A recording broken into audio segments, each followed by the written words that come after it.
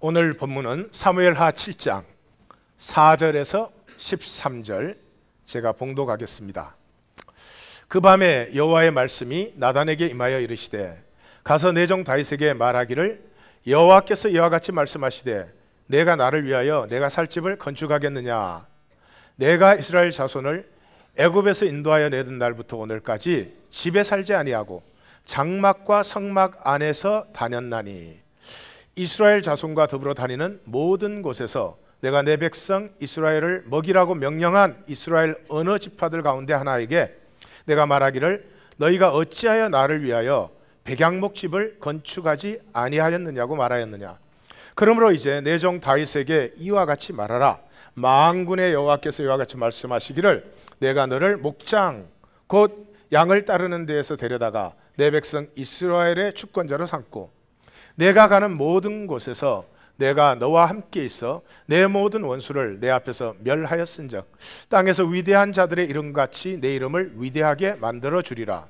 내가 또 내 백성 이스라엘을 위하여 한 곳을 정하여 그를 심고 그를 거주하게 하고 다시 옮기지 못하게 하며 앞에서 하나님은 장막과 성막 안에서 옮겨 다니셨다.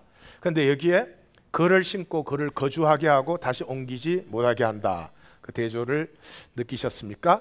악한 종류로 전과 같이 그들을 해하지 못하게 하여 전에 내가 사사에게 명령하여 내 백성 이스라엘을 다스리던 때와 같이 아니하게 하고 너를 모든 원수에게서 벗어나 편히 쉬게 하리라. 여호와가 또 내게 이르노니 여호와가 너를 위하여 집을 짓고 내 수완이 차서 내 조상들과 함께 누울 때 내가 내 몸에서 날 내 씨를 내 뒤에 세워 그의 나라를 견고하게 하리라. 그는 내 이름을 위하여 집을 건축할 것이요 나는 그의 나라 왕위를 영원히 견고하게 하리라. 아멘. 사랑의 성탄과 사랑의 성탄이라는 의미는 오늘 말씀을 나누면 이제 분명해지실 것이고 생애 가장 뿌듯한 새해 2013년에 저희 목회 목표는 가슴의 고백이 열리는 것이 목표입니다. 머리로 사는 삶의 특징은 자기가 자기 자신의 한계가 됩니다. 자기 자신을 자기 스스로 절대로 넘어설 수가 없습니다. 그런 인간이 자기를 초월하는 만유와 하나가 되는 역사는 가슴이 열릴 때입니다. 부부관계도 머리로 하면 얼마나 힘들고 어려운지 모릅니다. 가슴이 나누어지면 얼마나 살맛이 있는지 그것도 또 모릅니다. 그래서 사랑의 성탄과 생애 가장 뿌듯한 새해가 되시기를 우리 주님의 이름으로 축원합니다. 성탄을 맞이해서 성도님들 사랑합니다. 지난 8년 가까운 시간을 우리 하나님 교회는 신앙생활을 해보자, 교회생활, 종교생활이 아니라 신앙생활을 해보자, 그것 한 가지를 걸고 왔기 때문에 쉽지 않은 이 하나님 교회 생활이셨을 겁니다. 말씀 자체가 항상 부담되는 말씀, 들으면 좀 편안하고 위로되는 말씀보다 부담되는 말씀 뿐만 아니라 저희 교회 성도님들을 이렇게 뵈면은 다른 교회 가시면 아마 다 믿음 있다고 인정받고 그래도 뭐 직분자들 깜이신데 저희 교회에서는 그래야 한번 격려나 칭찬받기도 힘드셨을 거예요. 저야 저를 부르신 길이니까 힘들어도 가고 힘들어도 재미가 있고 기쁨이 있습니다. 근데 성도님들은 무슨 죄가 있어서 그 나를 따라와야 되나. 앞서는 사람이 쉽습니다. 등산해보면 아무리 힘들어도 앞선 사람은 힘이 납니다. 뒤따라가는 사람은 자꾸 처집니다. 그래서 저보다 성도님들이 훨씬 더 힘드신데 그래도 함께 해주신 그 사랑, 성탄을 맞이하면서 기도하며 묵상하는 가운데 얼마나 고맙기도 하고 얼마나 참 내가 부족하다는 생각이 많이 드는지 말로 다 알 수가 없었어요. 사랑합니다. 주 안에서 사랑합니다. 나도 그러는 거요. 예.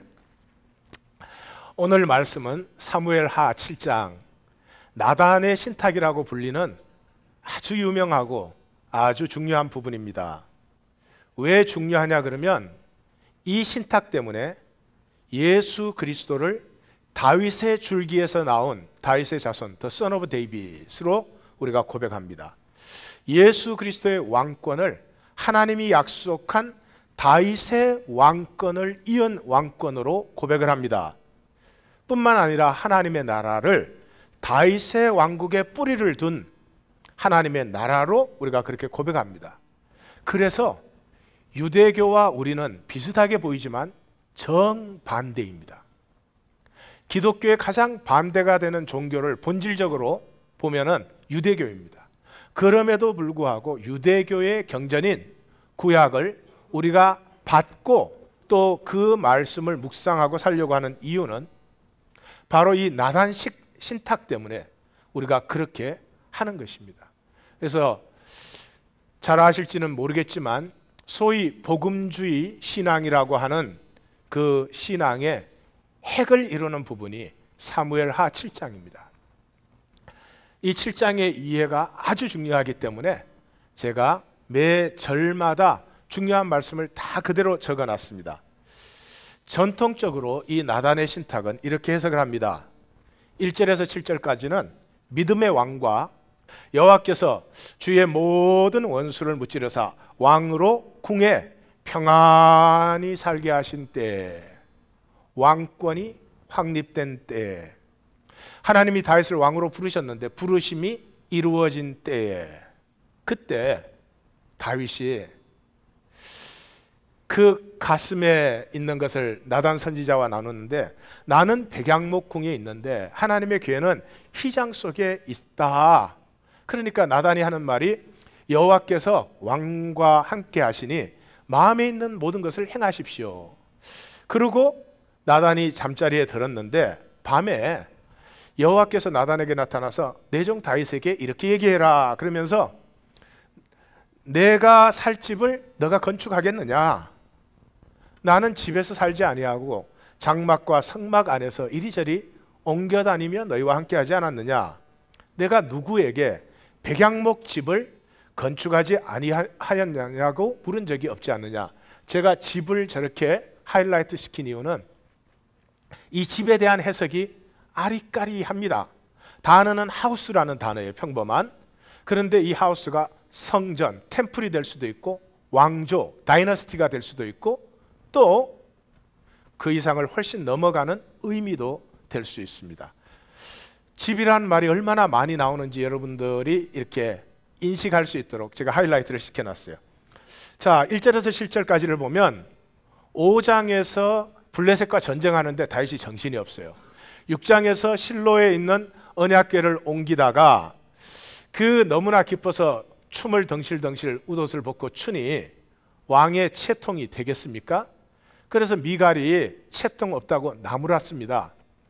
자, 그러는데 7장에 들어서면서 갑자기 그런 분주한 모습, 좌충우돌하는 모습은 사라지고 경건하고 엄숙해진 왕이 탁 나타나더니, 경건한 왕이 하는 게 뭐겠어요?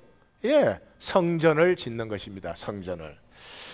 그랬더니 여호와 하나님이 고대 근동의 신들과 난 다르다. 고대 근동의 신이 존재하기 위해서는 신전과 백성과 왕조, 이 세 가지가 있어야 신이 존재해요. 지금 바빌론 신 없죠. 바벨론이라는 왕조도 없고 나라도 없고 백성도 없고 신전이 없으니까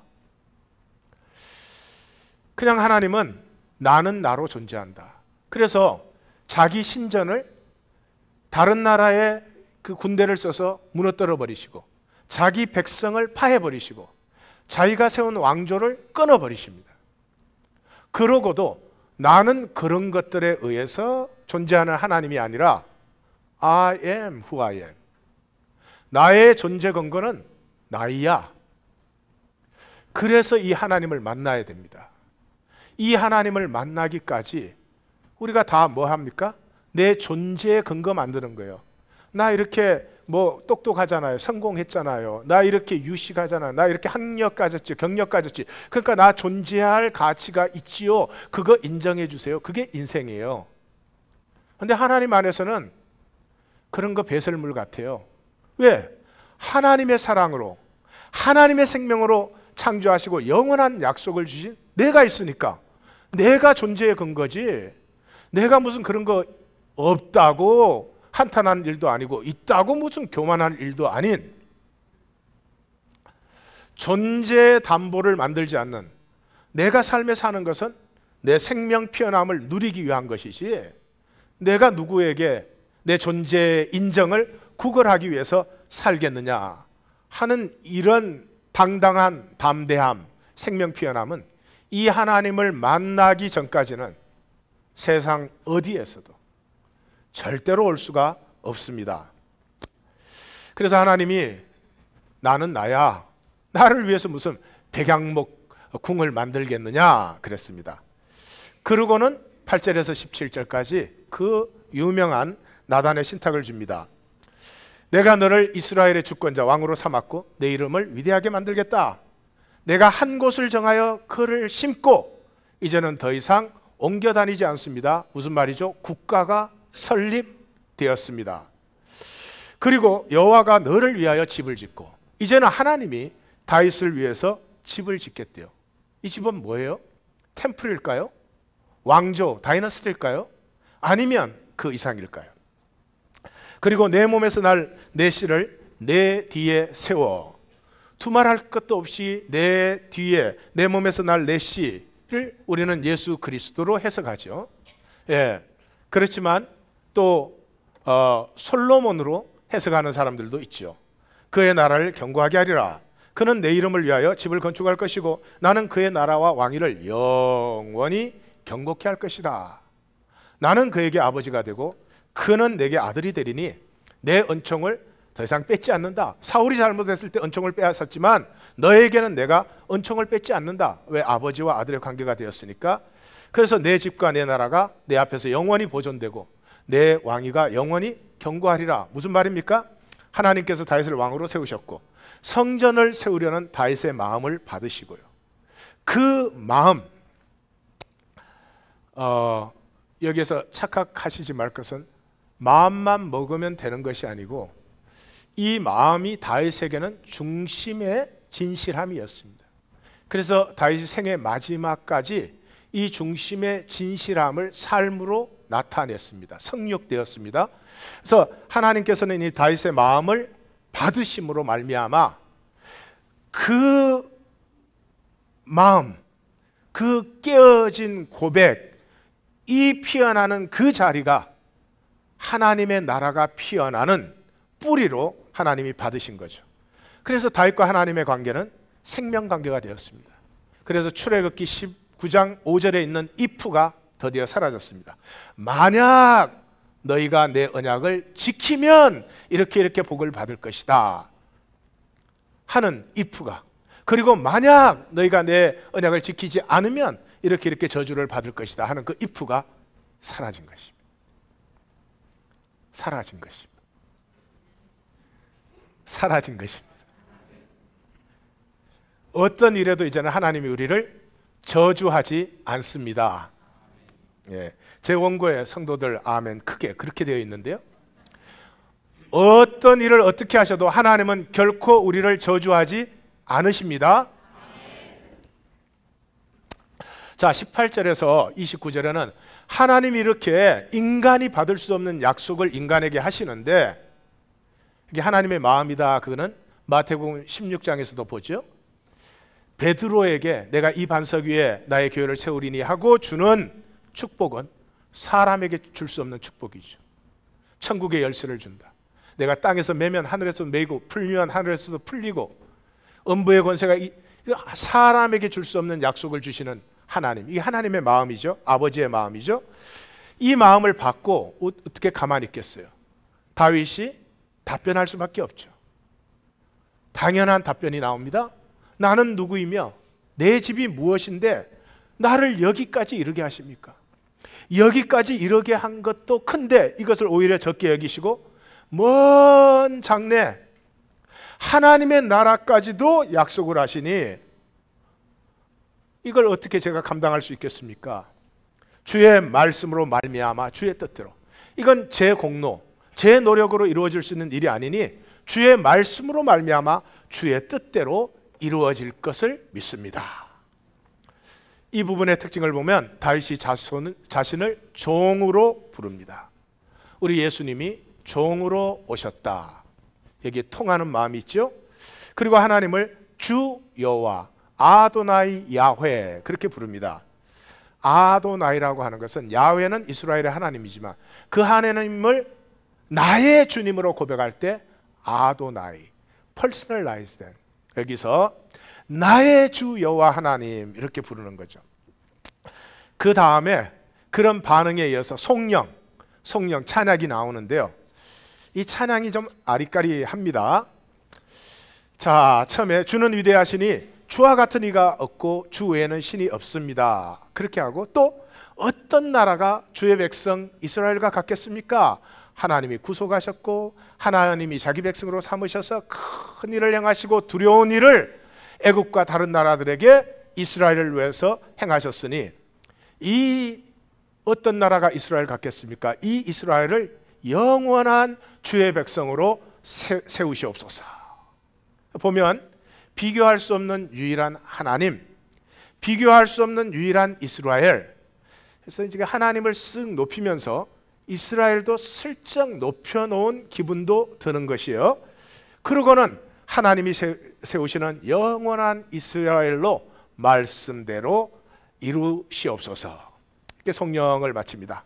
그러고는 이제 마감을 하는데 이제라는 단어로 시작을 하고 이제라는 단어로 마감을 해요. 이제 주의 종과 집에 대하여 말씀하신 것을 행하사, 이제 이 말씀하신 걸 이제 행하십시오.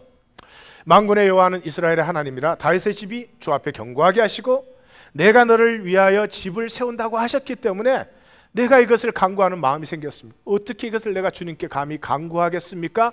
하나님이 먼저 약속하셨기 때문에 이것을 내가 기도로 드립니다. 마음이라고 우리는 번역했지만 Revised Standard 버전에 보면 courage, 내가 이것을 간구할 용기가 생겼습니다. 그래서 그 담대한 간구할 용기를 얻었습니다. 주께서 이 좋은 것들을 말씀하셨으니 주의 말씀은 참됩니다. 참되니까 어떻게 돼요? 이루어질 거 아니에요. 그 이루어지는 건 뭐예요? 다윗과 다윗의 집이 견고하고 영원해지는 것이죠. 그래서 청컨대 종의 집에 복을 주사 주의 종의 집이 영원히 복을 받게 하옵소서. 종이란 말이 6번 나오지만 영원이라는 말이 또 4번이 나옵니다.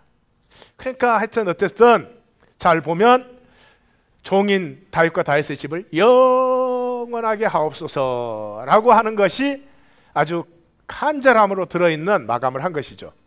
자, 정리를 해보면 하나님은 다윗의 마음을 받았습니다. 다윗은 이것을 은혜로 이러한 마음을 주신 것은 전적인 은혜입니다라고 고백을 하죠. 그리고 자신의 왕권이 하나님의 뜻을 이루는 나라가 되기를 기도하고 자신이 하나님 나라의 뿌리가 되기를 기도하는 놀라운 기도를 어떻게 감히, 그러나 사실 이것이 기도입니다. 자신은 작고 공로가 없지만 하나님이 헌신, 하나님이 약속하셨고 하나님이 무조건적으로 이를 이루실 것이라고 하니까 자신은 작고 공로가 없지만 하나님의 말씀이 이루어지이다 라고 했습니다. 자, 이 신탁을 또 다르게 보는 관점도 있습니다. 비평적 관점이라고 합니다. 크리티컬 뷰라고 합니다. 이 크리티컬 뷰로 보시는 분들은 이 글을 누가 썼어요? 다윗이 쓰지는 않았겠죠. 솔로몬이 썼죠. 솔로몬이 왜 썼어요? 솔로몬이 피를 많이 흘리고 구테타로 정권을 장악했죠. 그러니까 정권의 정통성이 필요했죠. 이성계가 피를 많이 흘렸죠. 그래서 세종대왕 때, 그 손자 때에 왕권의 정통성을 세워야 되니까 용비어 천가를 제정해가지고, 사실은 이게 우리 할아버지 28대조 전부터 섭리 가운데 이루어진 왕조다라고 하는 거죠. 그래서 1절과 7절을 보면 갑자기 이때까지 다윗은 부족의 우두머리였죠. 여기저기 다니면서 싸우고 피하고 점령하고 뭐 하여튼 그랬는데 갑자기 부족 간의 갈등도 게릴라전도 없어지고 더 이상 옮겨 다니지 않고 한 곳을 정하여 국가가 설립된 경건한 야훼 국가의 왕이 7장에 갑자기 등장을 하는 것입니다. 8절에서 17절을 보면 내 백성 이스라엘의 주권자로 삼고 내 이름을 위대하게 만들어주리라. 다윗이 이스라엘의 왕으로 확정되었습니다. 그런데 그 전까지 성경의 말씀은 뭐라 그랬어요? 이스라엘은 왕이 있을 수 없다. 왜? 야훼가 왕이니까. No king before Yahweh. 그 말씀들은 어떻게 된 거죠? 그리고는 계속 보면 한 곳을 정하여 그를 신고 그를 거주하게 국가를 세우고 모든 원수에게 벗어나 편히 쉬게 그 왕권을 안정시킬 것이고 여호와가 그를 위하여 집을 짓고 여기에서 이제 집이라는 것은 다이너스티 왕조를 세울 것이고 내 몸에서 날 내시를 내 뒤에 세워 내시가 누구죠? 솔로몬을 세워서 그 나라를 경고케 할 것이다. 그는 내 이름을 위하여 집을 건축할 것이다. 이 집은 뭐죠? 성전, 템플이죠. 솔로몬의 성전을 얘기하죠. 나는 그의 나라와 왕위를 경고케 하리니 나는 그에게 아버지가 되고 그는 내게 아들이 되리니 내 은총을 빼앗지는 않는다. 아무리 잘못해도 사울에게는 빼앗았어요. 내 집과 내 나라가 여기서 집은 다이너스티죠. 내 집과 내 나라가 영원히 보존되고 내 왕위가 영원히 경고하리라. 정리해 보십시다. 선지자가 왕궁에서 꿈 한번 꾸니까 모든 것이 뒤집어져 버렸어요. 왕이 없다던 나라에 왕조가 세워졌어요. 그리고 여호와는 페이트린 갓, 왕조 후견신이 되어버렸습니다. 그 왕조는 성전 없으면 왕조가 없지요. 그래서 솔로몬은 성전을 세워서 중앙집권제를 12지파 연합체제로 했던 이스라엘을 중앙집권적 국가로 탄생을 시켰죠. 성전이 필요하죠. 김정일이 미이라 만드는데 1억 불을 썼대요. 굶어 죽는 나라가 1억 불. 미쳤다고 생각되시죠? 레닌의 시체를 모스크바 가면 지금도 볼 수 있어요. 북한은 2개 가졌어. 김일성, 김정일. 왜 그 많은 돈을 들여서 그런 어리석은 짓을 하죠? 통치의 중심이 되니까. 이제는 이스라엘이 아들이었는데 이스라엘이 아들이 아니고 누가 아들이 됐죠? 왕이 아들이 되었어요. 그리고 은혜의 이름으로 이 왕조는 영구 보장된 왕조가 되었어요. 이제 이스라엘이 아니라 이제부터 일어나는 일은 다윗의 왕조사가 되었습니다. 다윗이 이스라엘이 되었어요. 찰스 드골, 이 20세기 전환기에 프랑스의 중심을 잡아준 명장 드골이 I am France 그랬죠. 아무리 생각해도 좀 지나치셨어요. 20세기에 무슨 루이 14세 때도 아니고 I am France 그랬는데 지금 그 모두가 웃는 얘기가 당연하게 통하는 데가 있습니다. 어디죠? 개신교 교회 아닙니다. 바깥에 나가면 저한테조차도 하나님 교회 안 그러고 이학권 목사님 교회 다 내 거요. 정말 머리끝에서부터요 발끝까지 전율이 찌릿찌릿하게 옵니다. 그분 나무랄 수도 없고 왜 그렇게 말씀하시죠? 다 그렇게 통하니까. 가장 한 사람 한 사람의 생명이 가장 살아있어야 될 교회 안에 I am the friends. 저를 똑같은 성도로 불러달라고 부탁하는 제 마음을 좀 아시겠습니까? 그리고 18절에서 29절 마감에는 18절에서 21절을 시작할 때 이 작은 종에게 감당할 수 없는 은혜를 주셨으니 이제 주 여호와의 뜻과 말씀대로 이루어지이다. 말씀이 뭐를 약속했어요? 다윗 왕조를 영원히 세우기로 약속했으니까 왕조를 영원하게 하옵소서. 그리고 22절에 24절 이 송영에서는 비교할 수 없는 유일하신 주 여호와 이러면서 비교할 수 없이 유일한 이스라엘 그리고 슬쩍 같이 높여요. 교회 안에서도 많이 쓰는 법이에요. 하나님을 높여라 이러면서 하나님을 섬기는 종을 높여라.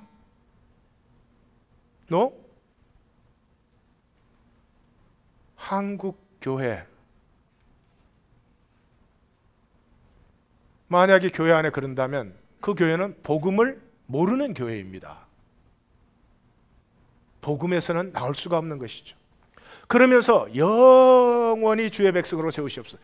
이때까지 영원히는 하나님 앞에만 들어갔습니다. forever라는 단어인데 드디어 영원히가 이스라엘 앞에 왕조 수식어가 되고 말았습니다. 이 왕조를 영원하게 하옵소서. 그리고 24절 하에 여호와 주께서 그들의 하나님이 되셨나이다. 주 여호와 하나님은 온 세계 만물의 하나님이었는데 이제는 왕조의 신이 되셨어요.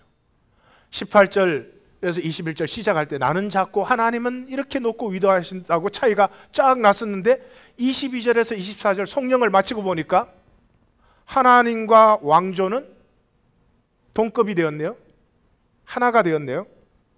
그러니까 25절에서 29절이 이렇게 됩니다. 이제 말씀하신 것을 세우시옵소서. 왕조를 영원하겠다고 하신 그 말씀을 이제 이루시옵소서. 만군의 여호와는 이스라엘의 하나님이라 다윗의 집이 주 앞에 견고하게 하옵소서. 이 기도 주님이 주신 마음입니다. 주님이 주셨기 때문에 이렇게 기도하는 겁니다. 내가 너를 위하여 집을 세운다고 분명히 말씀하셨죠? 주께서 말씀하셨고 주의 말씀은 참되니 이제 종의 집이 영원히 복을 받게 하옵소서. 감이 좀 느껴지십니까? 안 느껴지십니까? 어떻게 그렇게 불러도 대답 없는 표정이요? 이제라는 단어, 위아타라는 단어입니다. 이걸 시작과 마감에서 썼지요. 이것은 강자가 약자에게 쓰는 말입니다. 부모가 자식에게 이렇고 이렇지 않니? 이제 가서 해. 그럴 때 쓰는 말입니다. 그런데 뭐 하나님을 높이고 어찌고 그러더니 마지막에 오니까 다윗이 하나님에게 이제 말씀하신 대로 그러면 하십시오. 26절에 또 그 전에도 만군의 여호와라는 이름을 씁니다. 만군의 여호와는 굉장히 오래된 이름입니다. 만군이라는 건 하늘의 별, 달 이게 다 군대라는 거예요. 군대, 바람, 이 태양 이 다 군대라는 거예요. 그 모든 군대, 굉장히 오랜 시절이죠. 그 모든 군대의 창조자가 되시는 하나님이다. 그래서 만군의 여호와는 굉장히 오래된 이름인데 그걸 써요. 이 새 왕조가 세워졌지만 이게 원래부터 이렇게 온 거야.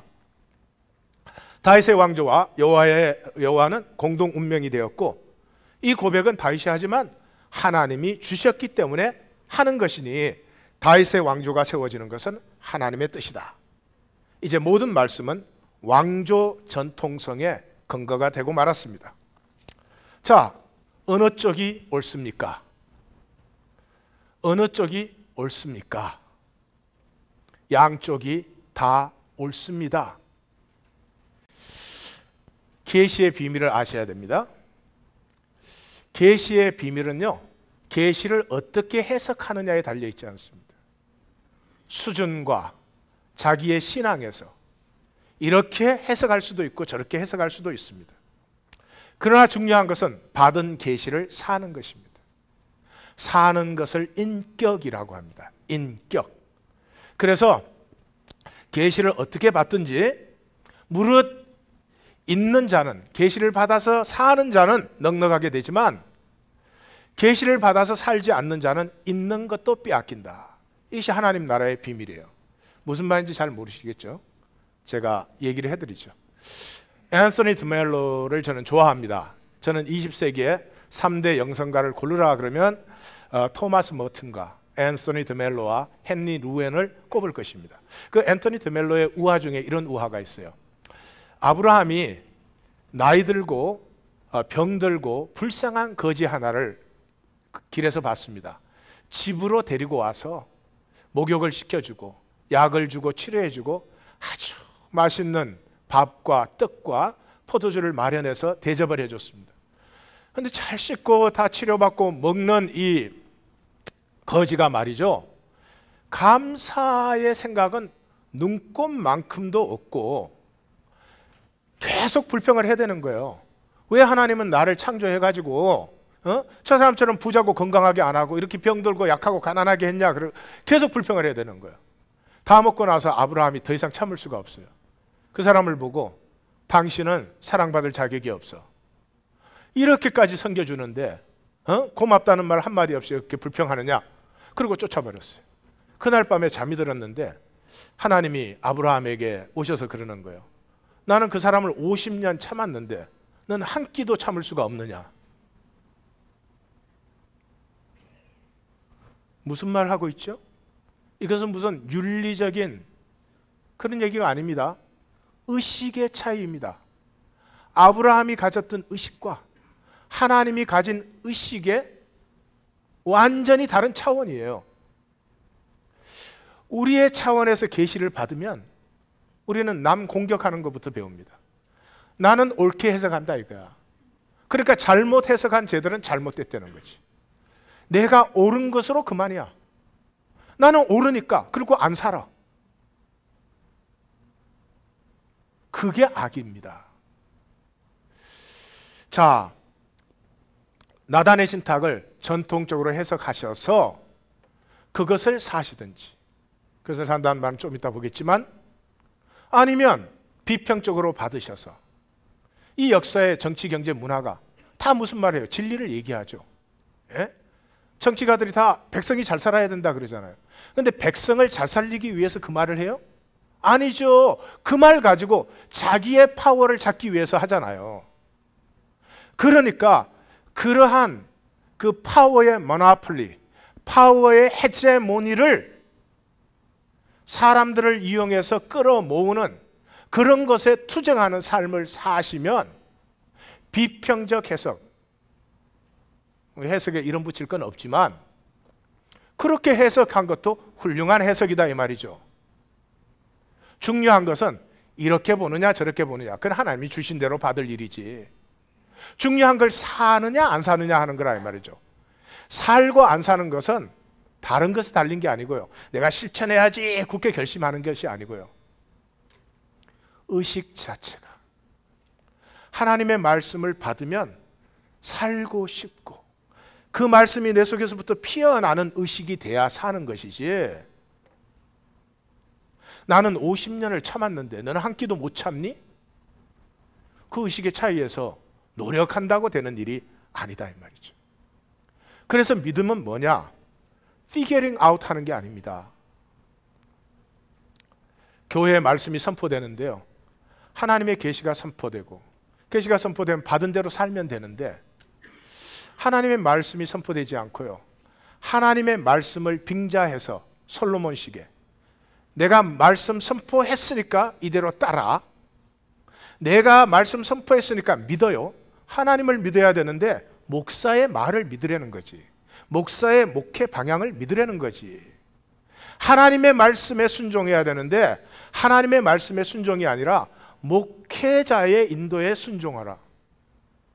목회자는 자기를 인도하는 하나님을 따라갈 것이거니와 각자가 인도받는 것은 각자가 하나님 앞에 인도를 받는 것이지, 내가 가는 대로 모두가 가야 되고 안 가면 잘못된 것이고, 이 솔로몬식의 이런 의식, 그러다 보니까 어떻게 됐어요? 말씀은 사라지고 그냥 그 구원의 도리를 이해하려고 figuring out. So we figure out lot. 근데 뭐 살기는 삽니까? 아무것도 안 살아요.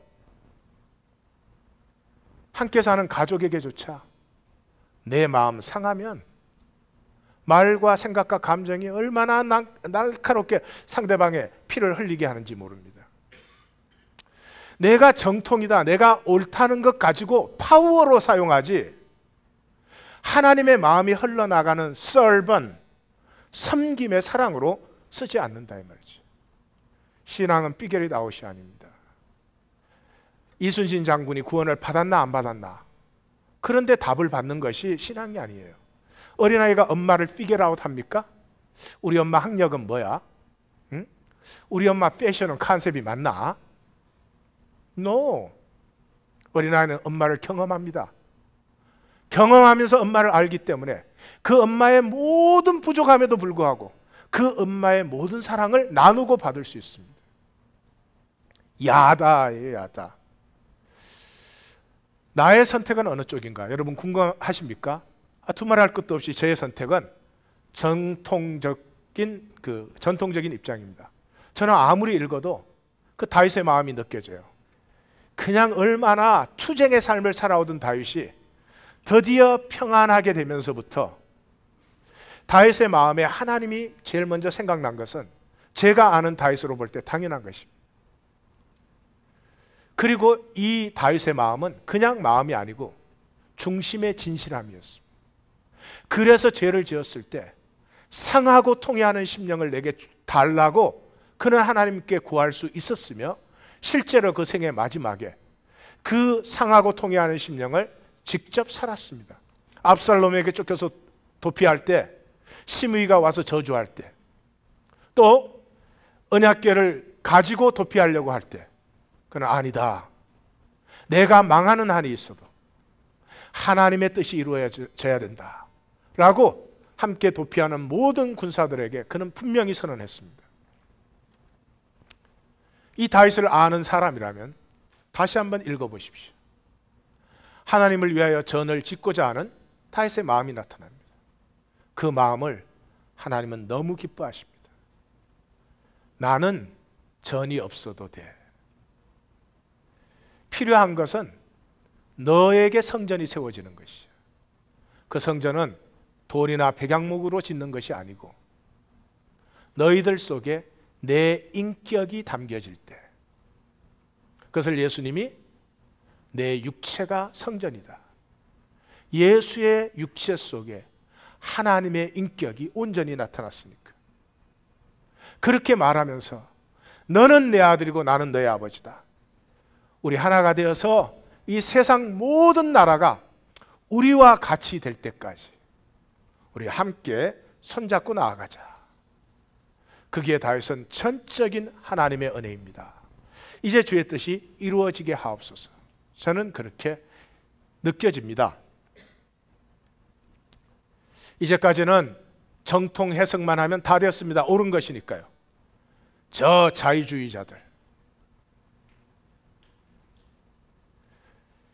자유주의자들이라고 하지 마시고 자유주의자들이 노력하는 만큼의 사회 정의와 이 삶의 아픔을 씻어내고자 하는 그 일에 동참하는 것이 교회 안에서 큰 소리 치고 있는 것보다 나은 것이죠. 바른 해석만 한다고 된 것은 아니에요. 이 박스 채널이 War of Christmas라는 말을 씁니다. 지금 캘리포니아 산타모니카에 팰리세이드 파크라는 파크가 있습니다. 우리는 그런 타운도 있지만 59년 동안에 그 파크에다가 예수님의 탄생을 재현하는 그 설치물을 거기다 했습니다. 그런데 2011년 작년부터 무신론자들이 이거 헌법에 위배된다 그렇게 항의해가지고 뭐 우여곡절을 거쳐가지고 더 이상 거기에 설치 못하게 됐습니다. 올해 아칸소 리틀렉에 초등학교의 학교가 그 지역의 큰 교회에서 하는 찰리 브라운의 메리 크리스마스라는 연극 공연을 보러 가기로 했습니다. 그리고 몇 주 전부터 학부모들에게 다 이 편지를 보내고 메시지를 보내가지고 원하지 않는 학생은 가지 않아도 됩니다. 그럼에도 불구하고 부모들이 반대하는 사람들이 있어서 결국 그 공연 가는 것이 무산됐습니다. 우리가 살고 있는 이 뉴욕 뉴저지 타임스퀘어에 지금 가시면 엄청난 돈을 들여서 광고판이 붙어 있습니다. 상하로 이렇게 나누어져 있는데 보신 분도 있을 거예요. 위쪽에는 산타클로스 이렇게 얼굴을 보여주면서 Keep the merry, 기쁨은 계속 유지하세요. 밑에는 예수님의 십자가의 얼굴을 보여주면서 dump the meat, 전설은 갖다 버리세요.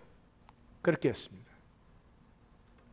자, 그런데 왜 그런 일이 일어나고 있습니까? 세상에 종교의 안티가 있는 것은 개신교밖에 없습니다. 그것도 한국 개신교 같은 데가 없습니다.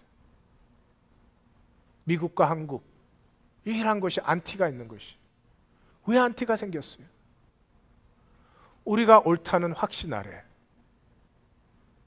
그것을 우리의 힘으로 만들려고 했습니다. 법을 통과시키고 법을 제정시키고. 지금도 복음주의 그리스도인이라면 낙태 반대, 동성연애자 반대하는데 나가서 뭐 그 법 제정 반대하는 것이 무슨, 그거 인정하는 대통령 떨어뜨리는 것이. If your personal conviction is like that, please do. 그렇지만 모아가지고 파워로 만들 생각을 하지 마십시오. 성탄은 어떤 하나님을 우리에게 보여주고 있죠? 자기를 완전히 버리신 사랑만이 그들의 영혼을 얻을 수 있습니다. 우리가 아무리 옳아도 그들의 영혼을 구원할 수 없습니다. 그런데 우리가 옳다는 것 때문에 우리가 힘을 행사해서 우리대로 법을 만들어서 그들을 얼마나 억눌러 왔기 때문에 안티가 생긴 것이에요. 이제는 예수님의 길로 가십시다. 우리가 옳습니까? 우리가 진리를 가지고 있습니까? 사십시다. 사십시다. 어디에서부터?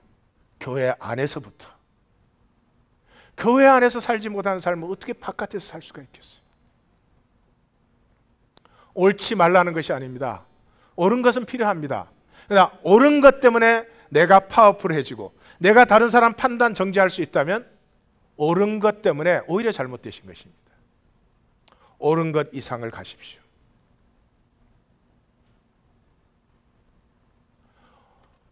우리는 복음을 얼마나 솔로몬식으로 사용해 왔습니까? 복음을 십자가의 사랑으로 사용하지 않고 복음을 얼마나 솔로몬식으로 기독교 제국을 세우는데 사용해 왔느냐 말입니다. 그러다 보니까 그 안에 있는 목회들까지도 하나님을 믿어라 그러면서 슬쩍 목사를 믿으라가 되고, 하나님에게 순종해라가 슬쩍 목사에게 순종하라가 되고 말았습니다. 예배도 하나님을 경배하라 이러면서 슬쩍 교회 목회와 프로그램을 경배하라. 저는 우리 하나님교회 성도가 남아있는 게 너무 신기합니다. 저는 우리 예배를 가장 일상적인 상황으로 만들려고 애쓰는 사람입니다. 교회당에다 스테인그라스를 넣고 종교적 분위기를 물씬 풍겨가지고 탁 가서 앉기만 해도 눈물이 팍 쏟아져. 좋죠? 그러나 문제도 있죠. 무슨 문제가 있어요? 그런 분위기가 돼야 하나님의 임재가 느껴지니 바깥에 나가면 하나님 임재가 어디 있어요? 하나님은 항상 교회에 와야 계시는 분. 그렇습니까? 교회 제국을 세우는 것입니까? 아닙니다.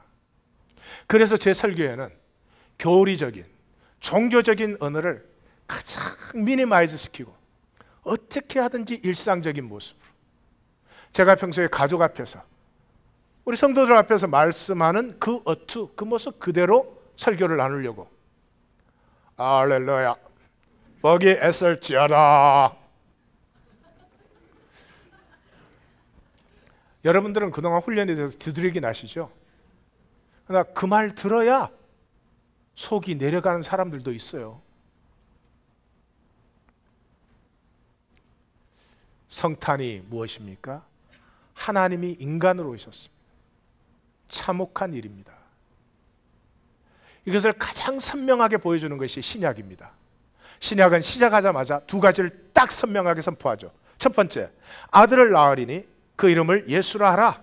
이는 그가 자기 백성을 그들의 죄에서 구원할 자입니다. 예수라는 이름이 뭐라고요? 우리 죄를 사하는 사람. 아들을 낳으리. 우리 죄를 사하는 사람. 우리의 구원이 어디에서 옵니까? 인간을 만나면서 옵니다. 참 인간을 만남에서 옵니다. 참 인간, 하나님의 형상으로 창조된 인간은 이런 인간입니다. 다른 사람의 불행을 보면요, 그 불행을 좀 덜어주고 싶어져요. 불행 보면 비웃는 사람. 남이 망했는데 곧따로 하더니 그거 봐라. 이거 인간이 사라져서 그래요. 인간이 상실되어서 그래요. 다른 사람이 잘못하면 인간 본연은 이래요. 그 잘못한 것 때문에 기죽고 억눌릴까 봐 괜찮아, 뭐 그 정도 잘못 다 하지, 나는 너보다 더해, 새로 한번 해보자. 이게 인간의 마음이에요. 근데 다른 사람 잘못하면 그 여자, 그 남자, 그 목사, 인간을 상실했어요. 인간을. 우리의 구원은 인간됨을 만남이 있어요. 그래서 하나님이 인간으로 오셨어요. 부부관계를 보면 제일 아비우스 하잖아요. 어떤 부부관계도요, 사람과 사람이 만나면 부족하고 연약하고 넘어질 수밖에 없는 사람과 사람이 만나면 품어주고, 저 사람을 하나님이 내 반려자로 주셨구나, 격려해주고 싶고, 슬퍼하면 위로가 되고 싶고. 이 인간 만남 없이 남편과 아내로 만나면 너 남편 노릇 잘해라는 거지, 너 아내 노릇 똑바로 하고 그 얘기 하는 거냐는 거지. 하고 보니까 너무 실감나게 해서 좀 그러네요. 예수님과 사도들이 나눈 것이 무엇입니까? 예수님과 사도들이 나눈 것이 위대한 종교를 세워가지고 종교 조직과 교리를 전해줬습니까? 아니에요. 그들의 인간됨을 가는 곳마다 나누었습니다. 그러면 기적이 일어나요. 다시 한번 말씀드려요. 인간과 인간이 만나면 초월이 발생해요.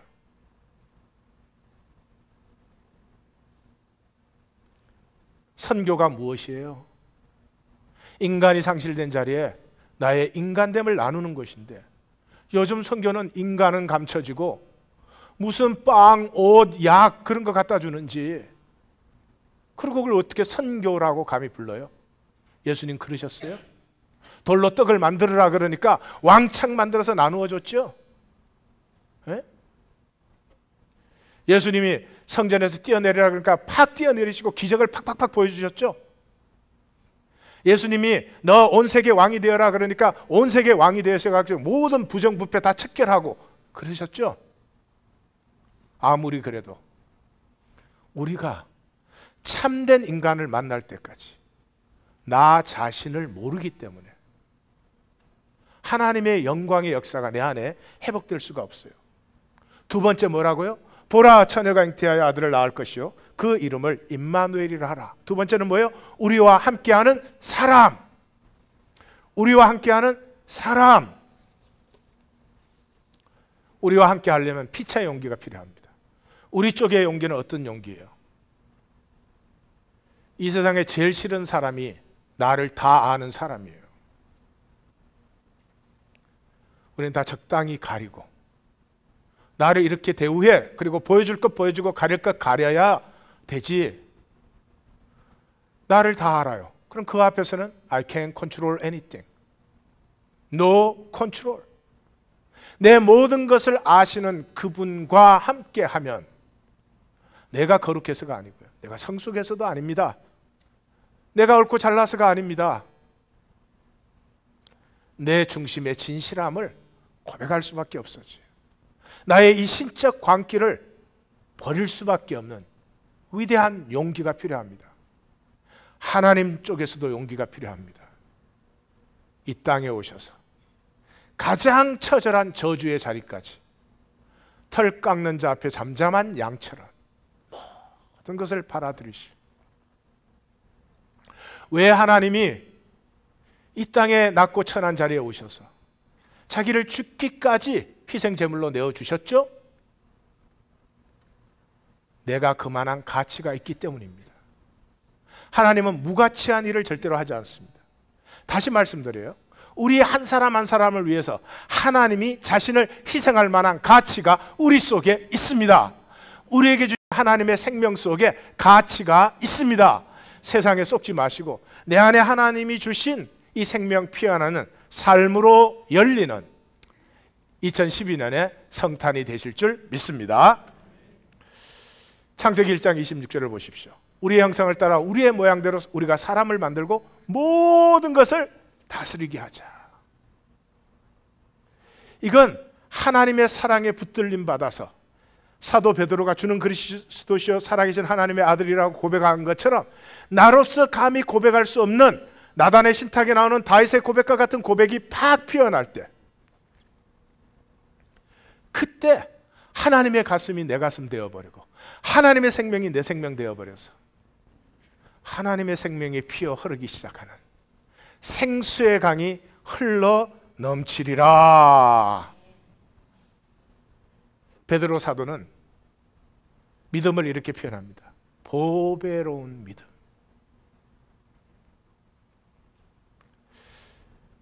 그 말씀에 부딪힐 때마다 가슴이 찡해요. 그걸 어떻게 나에게 주셨을까? 아무리 돌아봐도 제가 그 보배로운 믿음을 받을 자격이 없어요. 없었습니다.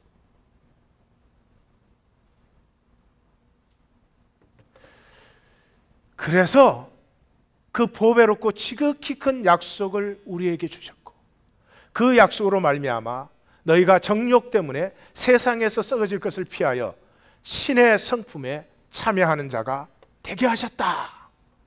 이건 나단의 신탁을 가슴에 스며든 사람이 아니고는 이런 고백은 할 수가 없습니다.